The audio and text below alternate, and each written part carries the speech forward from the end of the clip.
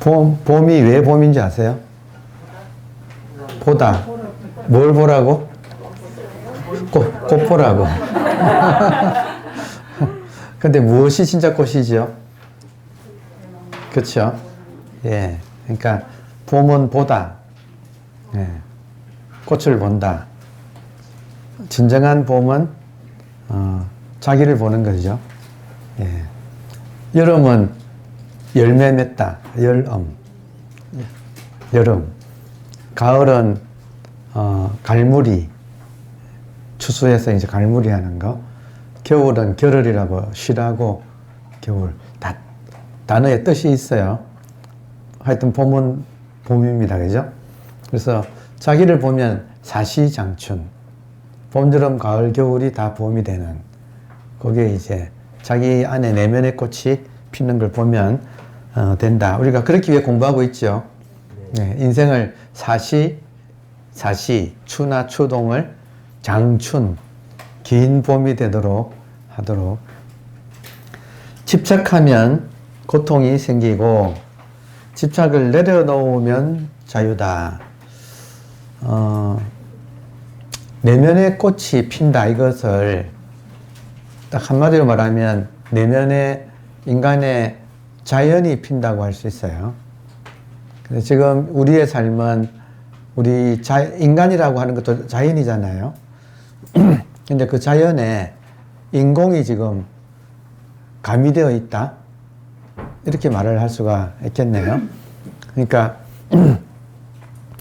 인간은 본래 자연인데 살다 보면 특히 이런 도시 생활을 하다 보면 인공이 그 위에 이렇게 덮여서 오염되어 있다. 뭐 이렇게 표현할 수가 있어요. 그래서 결국 우리 공부는 자기 안에 자연을 발견하는 것인데 그러려면 그 덮여 있는 인공을 제거를 해야 되는 거죠.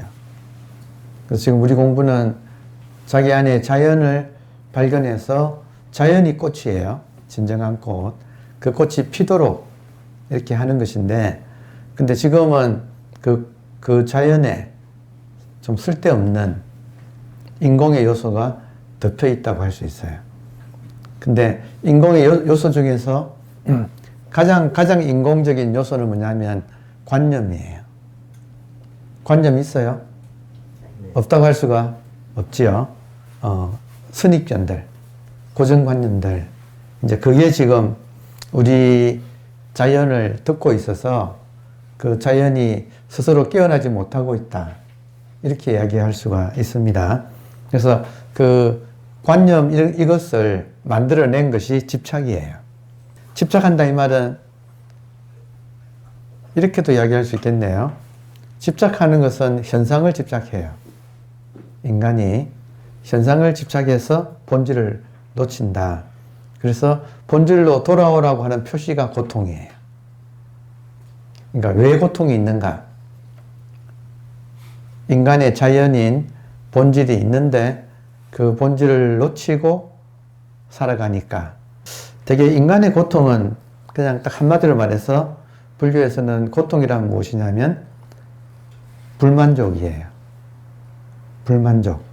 집착하면 불만족이 생겨요. 하여튼 뭐를 해도 흔쾌하고 시원하지 못하고 뭔가가 하여튼 빠진 것 같은 모자라는 느낌, 그게 이제 불만족, 그게 고통이에요. 고통에서 벗어나는 길, 무심과 평상심. 그러니까 중도에 대한 표현이 많지만 선에서 말하는 무심과 평상심이 가장 좀 보편적인 우리가 또 잘 이해할 수 있는 그런 표현 같아요. 그러니까 인간이 가장 잘 살 수 있는 그 방식은 무심과 평상심이에요. 무심이란 말은 쓸데없는 인공적인 것은 걷어내고 무심. 집착해서 생긴 그 많은 집착의 관념들을 걷어내고 그러면 무심이고 그 무심해서 자연스럽게 살아가는 게 평상심. 그래서 무심과 평상심. 결국은 여러분께서 무심을 한번 무심이라고 하는 그 상태를 한번 자기가 알아채야 돼요. 그러니까 그게 고비라고 할 수 있어요. 그 무심이라고 하는 것을 한번 알아챈다. 그래서 그 절에 가면 그 벽에 대웅전 같은 거 보면 벽에다가 시부도 그려놨잖아요. 시부도. 그래서 그 소를 찾는 그림에서 소는 이제 마음이고 텅 비는 동그라미가 있잖아요.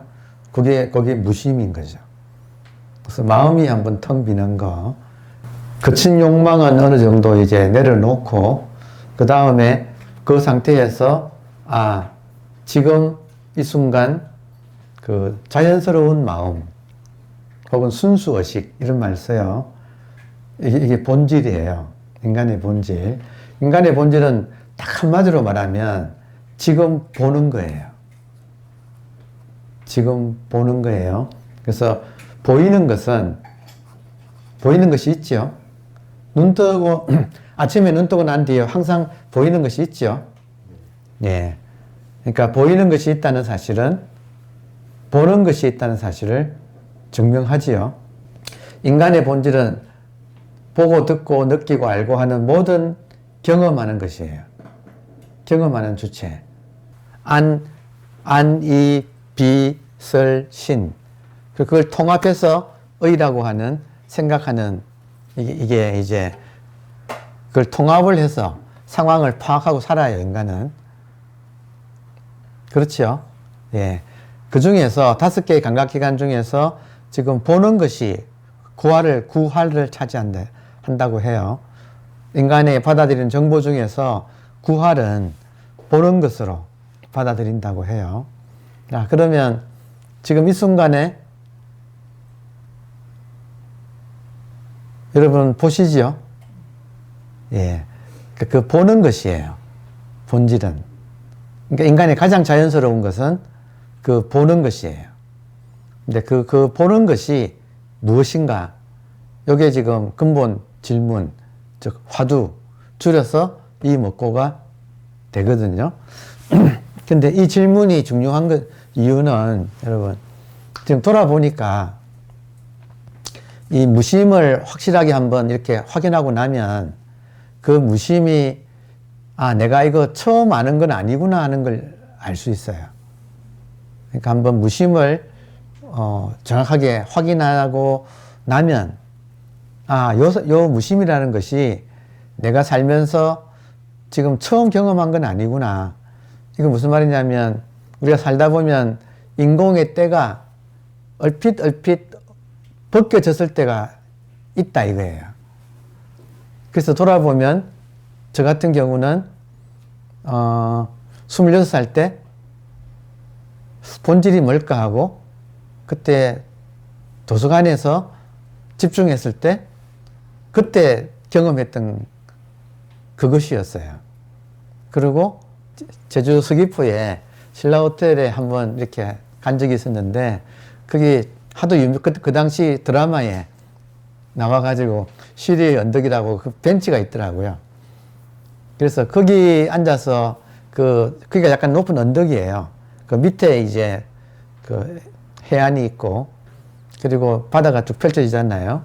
근데 거기 앉아서 그냥 바다를 구경하고 있을 때 10분, 20분쯤 되면 저절로 모든 상념이 바다를 보고 있으면 가라앉으면서 그때도 한번 그 체험을 했었어요.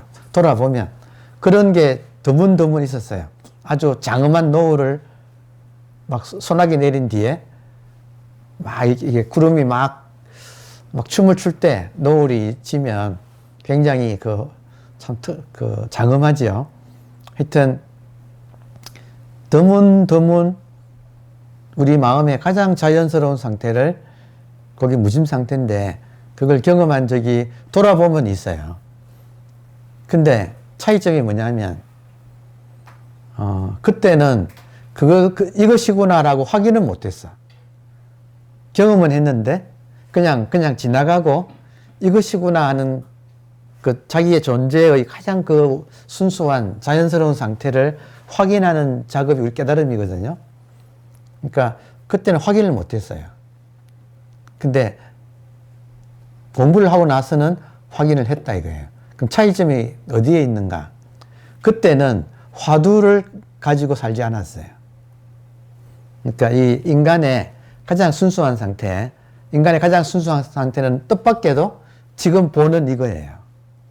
지금 보는 이것을 확인하는 건데, 근데 이것을 무엇인가라고 하는 이런 문제의식이 없이 살 때는 와도 그건 줄 모르고 그냥 흘려버렸는데, 이제 이렇게 철이 들면서 이렇게 궁금증이 생겨가지고 나의 가장 자연스러운 상태, 나의 무심, 순수한 의식, 이것이 무엇인가 하고 이제 그게 참 나니까, 그게 진정한 나니까 나는 누구인가라고 하는 질문이 결국은 지금 보는 것이 무엇인가 이렇게 좁혀지거든요. 그러면 이렇게 문제의식을 가지고 살 때는 확인할 때 이 순수의식 자체가 이거구나 하면서 내 입장에서는 이거구나지만 순수의식 입장에서는 걔가 깨어나는 거예요. 덮여서 힘을 못 쓰고 살다가 걔가 스스로 깨어나는 거. 그러니까 깨달음은 내가 순수의식을 깨닫는 게 아니라 순수의식이 스스로 깨어나는 거예요. 근데 그때가 나로서는 느낌이 아 이거구나 하는 발견 같은, 마치 항상 구름이 낀 상태에 살다가 구름이 그쳐지고 푸른 하늘 볼 때 아 푸른 하늘이 원래 있었네 하는 거와 같은 거예요. 그게 이제 이 육체를 가지고 사는 입장에서는 그렇고, 근데 본질의 입장에서는 본질이 이제 스스로 깨어나는 거죠. 그래서 그 차이가 있는 거예요. 그래서 모든 사람이 자기의 순수의식은 다 경험했어요. 왜냐하면 우리는 어린 시절을 살았기 때문에 다 경험했어요. 그래서 아 어릴 때 그 느낌이구나 하는 걸 우리가 알아요. 근데 문제는 그 뒤에 구름이 낀 날에서만 살았어. 어른이 되고 난 뒤로는. 그러다 다시 이제 자기의 이 구름이 벗겨진 푸른 하늘을 이렇게 확인하는 거.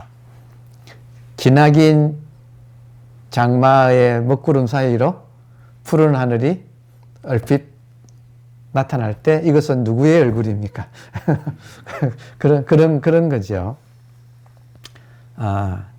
자, 그래서 지금 이 공부를 하는 사람은 자기의 가장 자연스러운 상태를 이제 확인에 들어가서 그것이 나구나, 본래의 나구나. 그리고 그것은 그 자체는 변하지 않는 건데 확인하면 변하지 않는다는 것을 알 수 있어요. 근데 어느새 잃어버리고 이 번뇌망상의 구름에 덮여서 이렇게 찌든 인생을 살아가는 지금 입장이다. 그래서 이게 회복이에요. 우리 마음 공부는. 그래서 언제 회복하느냐 하면 어른이 되고 난 뒤로는 질문을 가지고 살아야 돼요. 그래서 이제 화두라는 게 참 고맙다는 생각이 들어요. 화두를 안 가지고 살면 또 만나도 또 지나갈 거 아니에요. 그건 줄 모르고. 근데 화두를 가지고 살기 때문에 딱 만나면 아 이거구나 하고, 화두를 가지고 사는 삶은 오매불망 이 순수한 나의 의식이 일종의 님을 그리워하는 것처럼 그걸 그리워하고 사는 거예요. 그러다 딱 만나면 본격적으로 그냥 알아. 아 이거구나 하고 딱 이렇게 알아요. 아무튼 그런 이제 기회를 가지는데 덮여 있던 것이 되게 두 가지다. 거친 망념하고 미세한 망념인데, 거친 망념은 이 세간의 욕망들이고, 미세한 망념은 이 순수한 이 푸른 하늘을 우리가 이런 공부를 통해서 배운 거예요. 이게 공이다, 뭐 불법이다, 자성이다, 마음이다, 순수의식이다, 중도다, 무심, 평상심, 이런 식으로 배운 것들이 결국 마지막에는 그것이 관념이 되어가지고 소위 말하는 법이라고 하는 진리라고 하는 관념이 되어서 그걸 듣고 있어요. 그 마지막에는 그거를 이제 내려놓는 것이 이제 핵심이에요. 그래서 그것이 사라지는 것이 소가 사라진다. 그러면 정말로 보고 있는 이것이 굉장히 선명해요. 그쳐지면. 그러니까 처음에는 자기 보고 있는 이 시야가 자기 욕심에 가려지고, 그리고 나중에는 이런 진리라고 하는 그 관념 자체에 가려져 있어요. 이제 그것이 차츰차츰 다 사라지고 나면 평상심인데도 불구하고 굉장히 선명한 느낌이 확실하게 있어요. 자, 그래서 아무튼 자기 시야가 마치 아주 투명한 수정체 같은 그런 느낌으로 이것이 드러나서, 그리고 그 수정체 같지만 완전히 텅 비어 있어서, 완벽하게 텅 비어 있어서 이거라고 할 수는 없어요. 근데 알고 보면 이게 처음부터 이렇게 있었네. 그리고 부처님 말씀처럼 이거는 나만 가지고 있는 게 아니고 모든 사람이 다 이걸 가지고 사는데, 다만 지금 자기 이 관념에, 자기 욕심하고 관념에 사로잡혀서 이걸 못 알아채고 살아가네. 이제 이렇게 말을 할 수가 있게 되는 거예요. 그 과정이 지금 전체 우리 공부 과정을 한번 말씀을 드린 거예요. 자, 백척간두 진일보. 그러니까 백척간두는 마지막 법상만 남아있는, 그러니까 그 상태가 백척간두고, 진일보는 이제 그것마저 내려놓아야 된다. 그러니까 진리를, 여러분이 아마 진리에 대한 감이 있을 거예요. 나름대로 꾸준하게 공부하신 분들은 이런 게 진리구나 하는 감이 있을 거예요. 그 마지막에는 그 진리라는 감을 느끼는 그 자리가 백척간두. 30m 장대 끝에 딱 선 상태라면, 진일보라는 말은 그 진리라는 감을 내려놓아야 되는 거죠. 그러니까 그게 이제 마지막 진일보인데, 근데 백척간두 가야지 진일보하지. 상황 이해되세요? 그러니까 말만 배워가지고 아무 소용이 없어요. 그래서 모든 공부가, 여러분, 백척간두 올라갈 필요 없잖아요. 예를 들면 처음부터 안 올라가면 되잖아요. 근데 올라가서 진일보 해야 돼.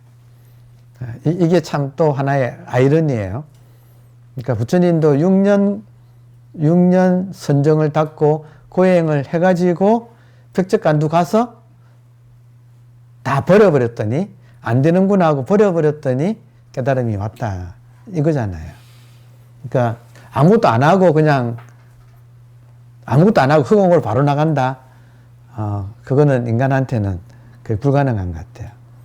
그러니까 열심히 하다가 내가 뭘 잘못했구나를 알아차리고 그걸 내려놓는 순간 그냥 완전히 텅 빈, 이렇게 그냥 온 세상이 공으로 드러나는 그런 이제 인연을 맞이합니다. 자, 백척간두 진일보, 즉 백척이나 되는 높은 장대 끝에서 한 걸음 더 나아가야만 한다. 왜냐하면 백척간두가 대사 1번, 크게 한 번, 대사, 크게 죽을 장소예요. 그러면 절후, 끊어진 다음에 소생한다 그런 말 쓰죠. 중생, 거듭 중자를 써서 중생이란 말을, 중생.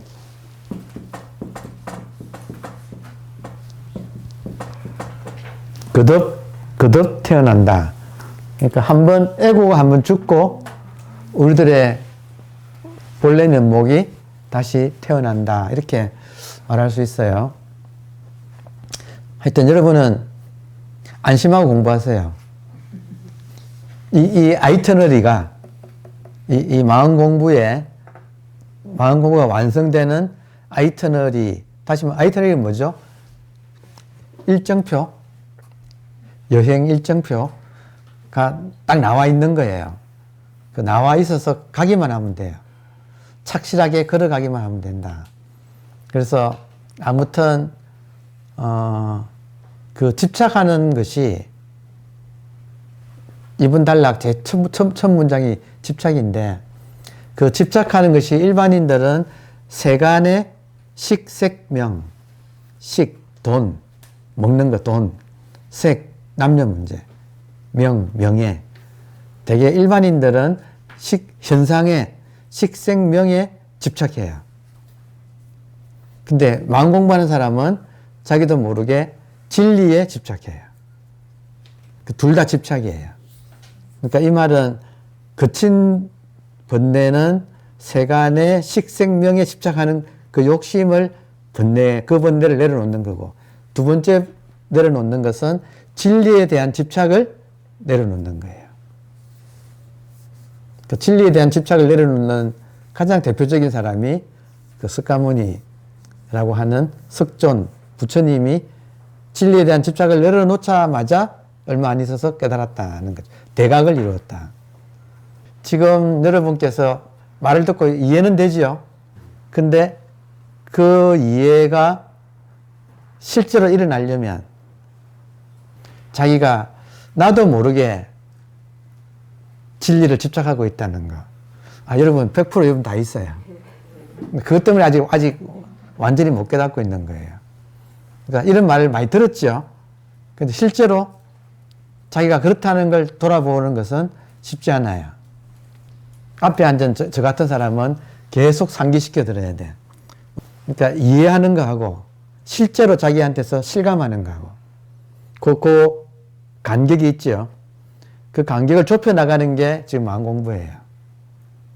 그래서 정말 집착 하나 내려놓는 게 중도예요. 근데 그 집착이 미세하게 변장을 잘해. 그래서 마지막 그 변장이 깨달음으로 변장해요. 그 깨달음에 대한 집착으로. 그러니까 나는 깨달음을 공부한다. 지나가는 사람들 보고 난 너희들과 달라. 나는 돛 닦는 사람이야. 하는 그게 미묘한 마지막 집착이라서 하여튼 그것까지 이제 돌아보는데 시절 인연이 필요한 거예요. 푹 이제 좀 익어서 이제 그런 것까지 봐야 된다. 자, 그래서 대사 1번 저루소생이란 말은 에고가 크게 한번 죽어서 끊어진 다음에야 진정한 자기로 다시 살아나기 때문이다. 무심과 평상심이 그렇다. 살인도 활인검, 사람을 죽이는 칼, 활인검, 사람을 살리는 칼이라고도 한다. 그러니까 이 공부가 한번 사람을 죽였다가 살린다 이거예요. 한번 죽인다 이 말은 집착하는 당사자를 죽이는 거죠.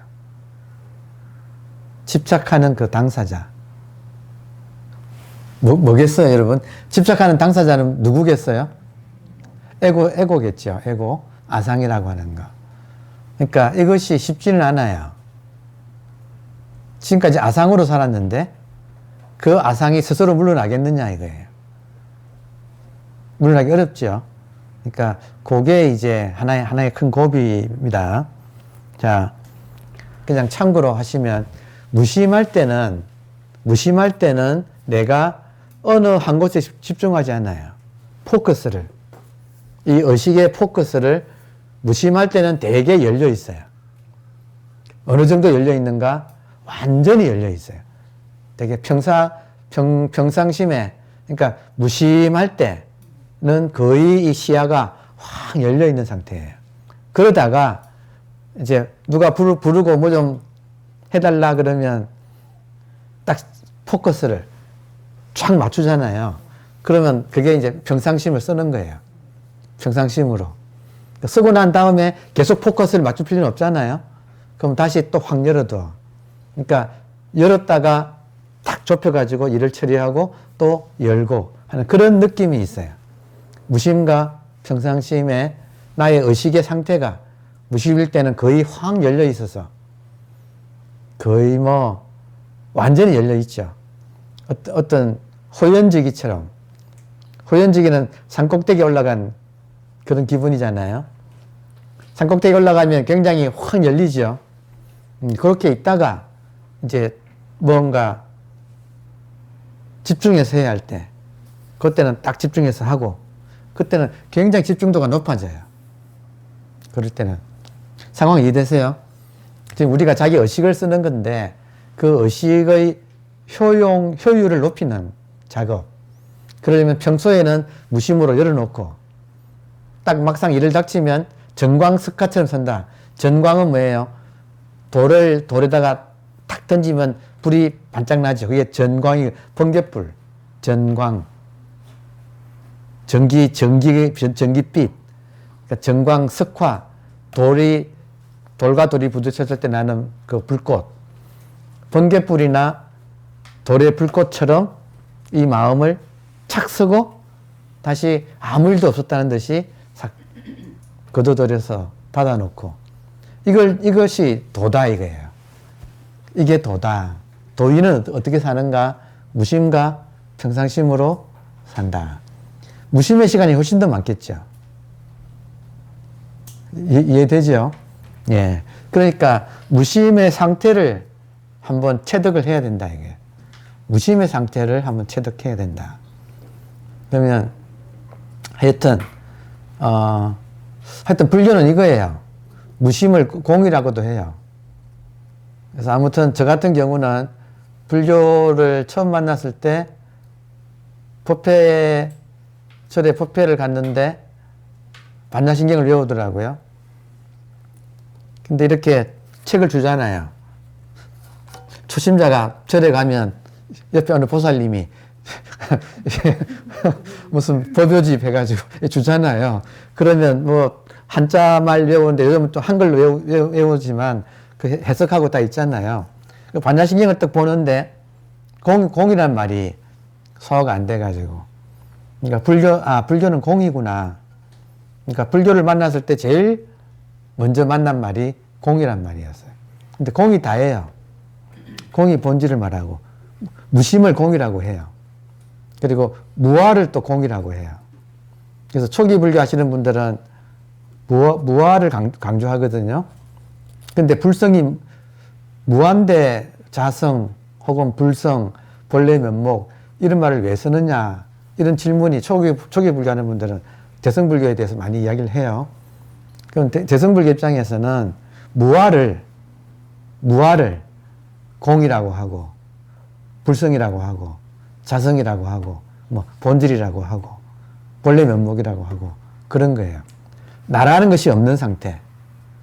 나라는 것이 없는 상태가, 나라는 관념이 없다고 해서 우리가 죽냐 이거예요. 그게 아니라 인간의 가장 자연스러운 상태예요. 그러니까 진짜 인간의 가장 자연스러운 상태는 무한해요.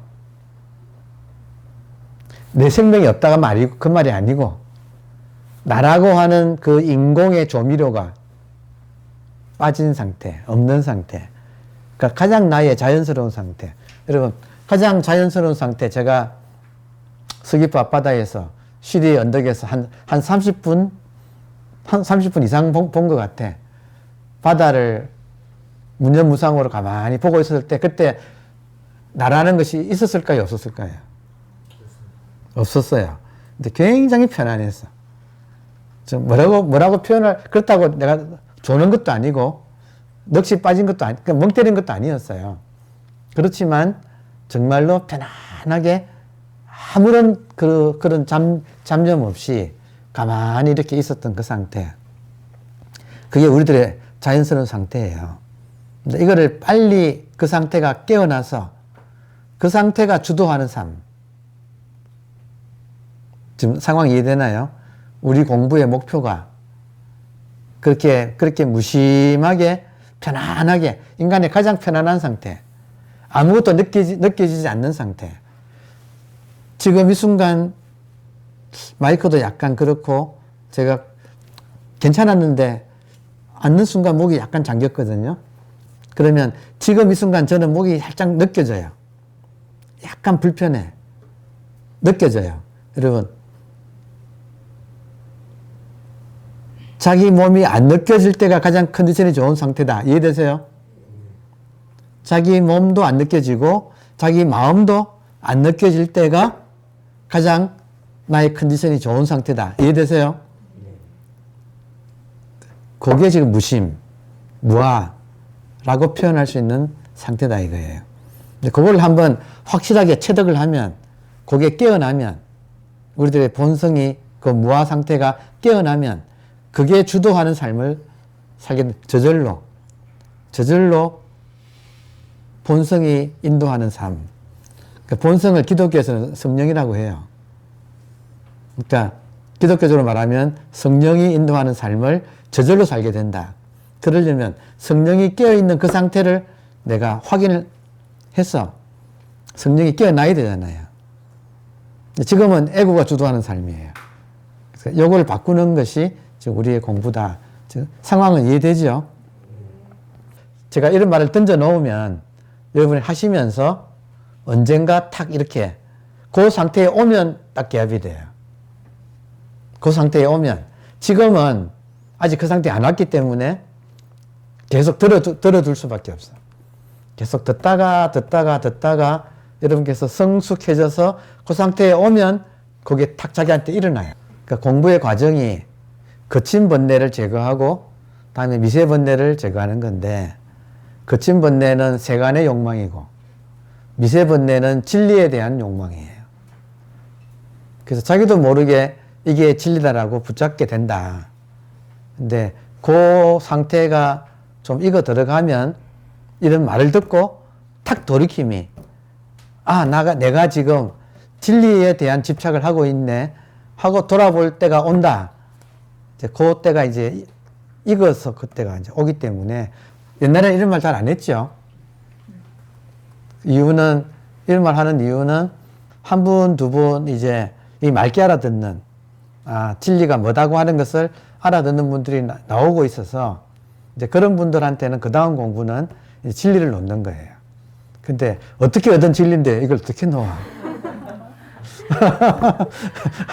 그러니까 그때가, 이것도 단박에 못 놓아요.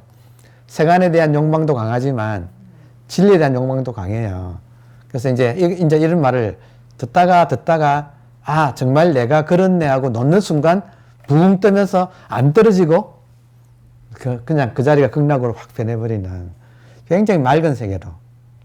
그러니까 되게 원호극권이나 대종고 이런 분들은 그 태양이 눈앞에 태양이 벽계 같은 것처럼 막 밝다 이런 표현을 썼어요. 그러니까 가렸던 것들이 싹 그치는 그런 느낌이에요. 그러니까 이걸 거칠게 가른 커튼이, 거칠게 쳐져 있는 커튼도 되게 보면 집에 보면 요즘 이중 커튼 아닌가요? 그러니까 아예 빛이 안 들어오는 커튼이 있고 또 얇은 커튼이 있잖아요. 그러니까 커튼이 두 개다 이거예요. 그러니까 두꺼운 커튼은 세간에 대한 욕망이라면 얇은 커튼은 출세간에 대한 욕망이에요. 이제 그거를 양쪽을 다 내려놓는 것이 공부 과정이에요. 근데 하여튼 이런 말을 들어두면 듣다가 세간에 대한 욕망을 좀 내려놓았을 때 자기도 모르게 또 출세간에 대한 진리에 대한 집착이 있어요. 이제 그것을 또 알아채서 내려놓는 날이 온다. 그때는 커튼이 다 열리기 때문에 굉장히 좀 통쾌하고 맑다. 그래서 정말 산꼭대기에 푸른 하늘이 쫙 펼쳐져 있는 그런 느낌으로 살아간다. 이렇게 말을 할 수가 있겠습니다. 감사합니다.